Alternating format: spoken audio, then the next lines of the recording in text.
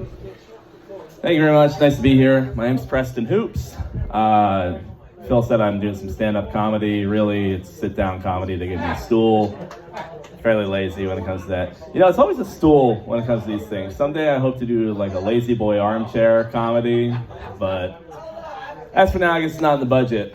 This morning, I had a pretty productive morning today. First thing I did when I got up was I went to get my blood drawn. I guess my doctor really cares about me, so I got my blood taken.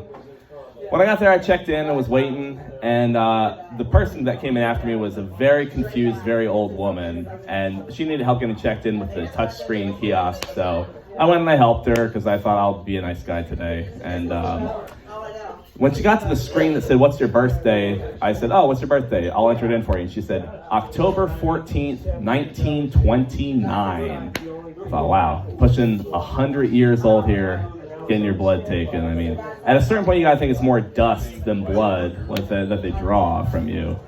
And I'm not saying that, you know, blood expires or goes bad, but I definitely have better blood than this woman. But you know, her daughter ended up coming in and helping her out, which was good because then I got called. The person that took my blood, though, was very forward, I would say, because, you know, before I've gotten the thing where they put the thing around your arm and you close your fist and they say, "Oh, you have good veins," and like that always made me a little uncomfortable. Always made me a little uncomfortable because I thought it was weird, but you know, everybody does it. I'm used to it. But the woman that took my blood today said, "Oh, you have really good veins. It's really attractive that you have good veins." I thought what would really be attractive is if you just left me alone and let me get out of here as fast as possible, because I was not expecting to get harassed at the Quest Diagnostics at 7:30 this morning. But what Quest were you at? Because that's where I work. What, you work at the Quest? Oh my lord. I was at the one in State Hill Road in YMS. I live an hour away, so probably not that one. Not you. Yo, trust me, I remember this face. It's not you. I'm never going to forget this face. I would never say that to a patient, but I'm like, Yeah. No, one of your compatriots thinks I'm very attractive because of my veins. So, yeah, thankfully it's not you. But yeah, I got out of there as fast as I could. After I got harassed at Quest Diagnostics, I went to vote. Anyone else vote today? All right, good. We got voters. We got voters in the house. That's all right. That's good. I was a little disappointed this year because I went last year and there was a big line, which makes sense because 2024 presidential election year, you know, more people are interested. But I went this year and it was a ghost town, and I was, disappointed by that. Disappointed in like the lack of participation in our democratic process. But what can you do? I still got my "I voted" sticker, or as I like to call it, the "I'm better than you" sticker, because you know, people really take offense. I mean, it's your right. If you don't want to vote, that's your right. But I go early in the morning now because there's been years past where I'm walking around at 3 p.m. without my "I voted" sticker on, and people are looking at me like I'm the scum of the earth. It's like, I'm just busy, you know? Take it easy. That's why I always go early in the morning these days to vote. So yeah, I also did a open mic set on Thursday, and I encourage anyone that does open mic sets to record themselves, post it online, because I was very happy with the reception I got posting my open mic set online. I got, just this morning, I crossed 100 views and 6 likes, which, you know, it doesn't sound like a whole lot, but because there are comedians out there getting millions of views. But hey, thank you very much. I appreciate that. There are comedians out there getting millions of views, and I got 100. But when you think about it, like the set that I performed, I had 12 viewers, and maybe 6 of them liked me. So getting 100 online, just from a raw numbers perspective, is felt pretty good to me. And besides, like, it's not the fewest people I've ever performed in front of. The fewest people I ever performed in front of was when I lived in Baltimore. I performed at a place called the Port Comedy Club. And I love the Port. This is not a knock on the Port, but that particular night was not so good. I did an open mic night there, and the way I was raised on stand-up comedy was if you do an open mic, you stay till the end, or you stay at the very least as long as you can to support your fellow comedians. And maybe they're just raised differently in Baltimore, but that's not what happened. I was set to go last, so I thought, I'm going to be the headliner. It's great.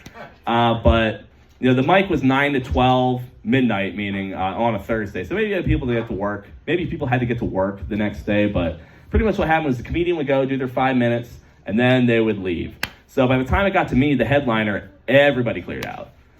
which was, thank you. But that's, it wasn't everybody. I mean, I did perform in front of 3 people, but the 3 people I performed in front of were the open mic host, the bartender, and the doorman, meaning that all 3 people were obligated to be there. They were being paid by the owner of the comedy club to be there, so they had to listen to my 5 minutes whether they wanted to or not. None of them were in the audience, though. The host was to the side of the stage, the bartender was behind the bar, and the doorman was by the door.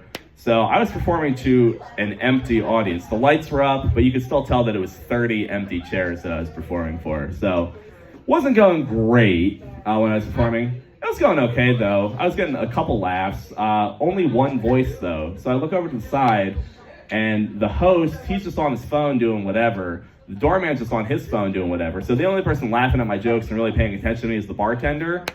And I think it's because there was a 2-drink minimum to perform that night.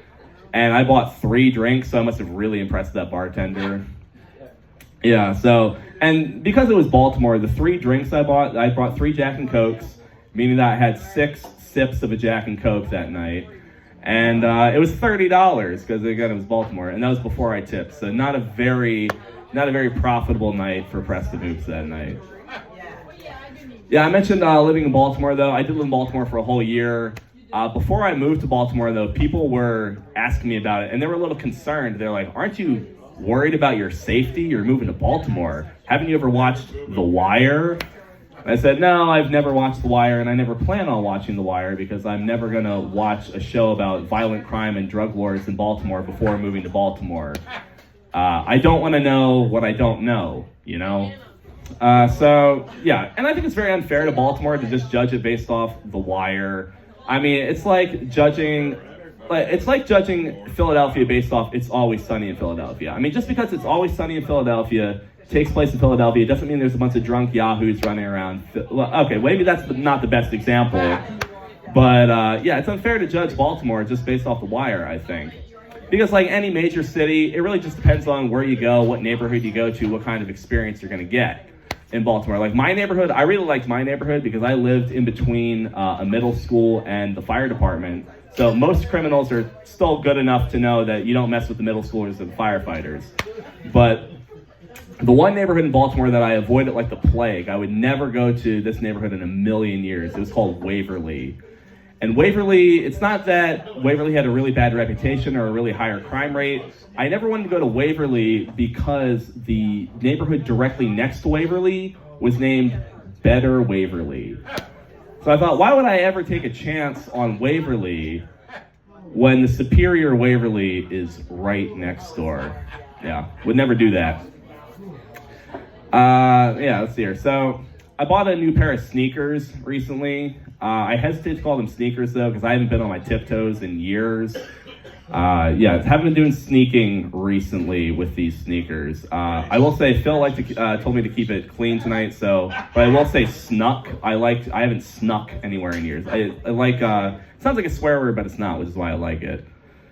Speaking of that, I went to a Dick's Sporting Goods. That's where I got the sneakers, actually. And at the Dick's Sporting Goods, I couldn't find exactly what I was looking for. So I go up to the employee and I said, hey, I can't find the sneakers I'm looking for. And what he did next is probably just part of his training, but he said in his little lapel mic, he said, hey team, I have an athlete here looking for some sneakers. I'm going to help him out.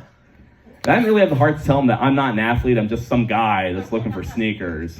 So that was a bit of a blow to my ego there. But same shopping trip, I went to a Best Buy to buy things in the best way. And I grabbed all my stuff and I went up to the cashier. And the cashier had a very interesting name tag on. He had a name tag on that said GOAT, like G-O-A-T, as in greatest of all time. And I said to the cashier, that can't be your name. What's your name? And he said, my name's Brian. I just believe in myself. I thought, that's the kind of energy, the kind of positive affirmation I need in my life, Brian. Thank you very much. Next time I go to a Dick's, I'm going to embrace the fact that I'm an athlete. Let's see here. I'll do a couple throwaway jokes here at the end. So it was Halloween recently, and I'm not very proud of this, but I ate a king-size bag of mini Swedish fish. all by myself, which made me think I could have just probably accomplished the same thing by eating a normal size bag of normal Swedish fish. I didn't need to go king size minis. Yeah. As some of you know from if you saw me on Thursday, I am unemployed right now. It's not like I'm not trying though. Sometimes I go to a Trader Joe's wearing a Hawaiian shirt just to see what'll happen. See if I can assimilate into their company culture. But really, my dream job actually is I love music. So I'd love to be an audio engineer, specifically for hold music that you hear like on the phone. It's not because I feel like I can, improve the process. I just really like the sound of static. So I think I could really fit in there too. She got it. Yeah. If that doesn't work out though, I'll just become an author. I write jokes anyway, but I think I'll write a book too. And I actually have my first idea for a book. It's going to be about 300 pages long, and every single page is going to say, "This page intentionally left blank." It's a very light read. You can take it to the beach and get through it in one day. What's the title?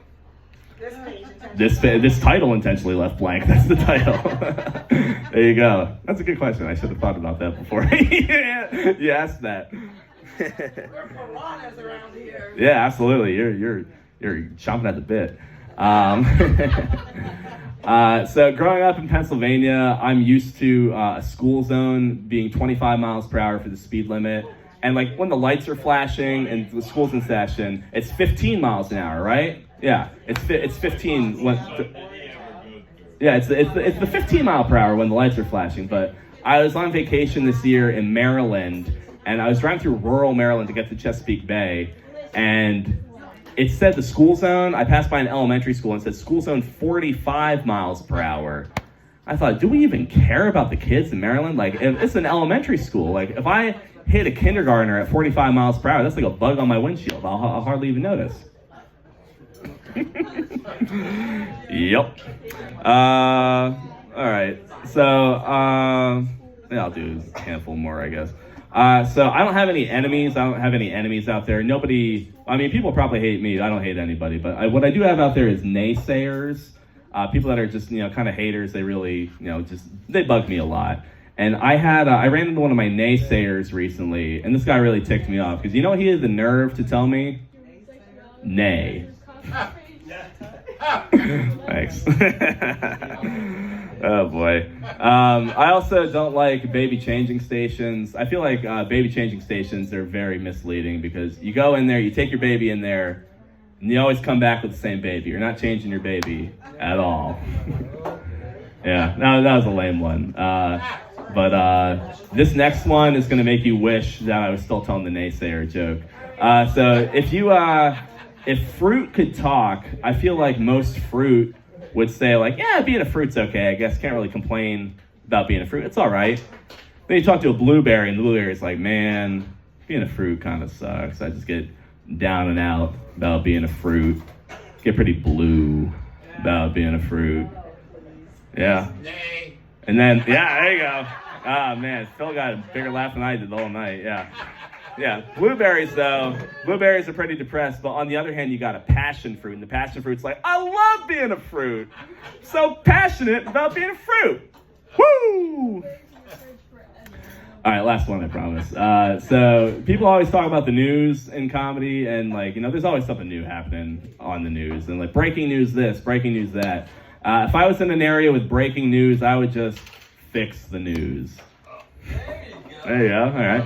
Yeah, I'm glad I got some smiles there. I told that joke to my grandfather. He didn't really get it. He said, well, the liberal media has been fixing the news for years.